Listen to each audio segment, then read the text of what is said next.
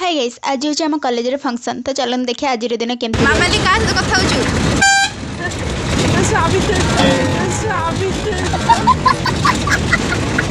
आम ये college entry कर सारूँ। ये आई कार्ड चेकिंग होची। देन ये जो शांता वातावरण देखुं पिलामानकर आपण मैंने भावती आम कॉलेज छुआ किसी कम बोली।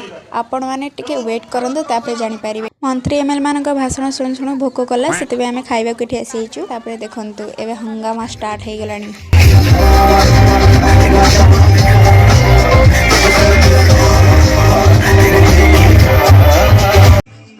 स्टूडेंट मानक एत भल परफॉर्मेंस आते मजा मस्ती देखिए आम कॉलेज लेक्चर मैंने संभालिक रही पारे। से भी स्टूडेंट मानक सह मिसिकी स्टेज भांगीदेले। यहाँ हूँ आम निमापड़ ऑटोनोमस कॉलेज, कौन कम नुहे।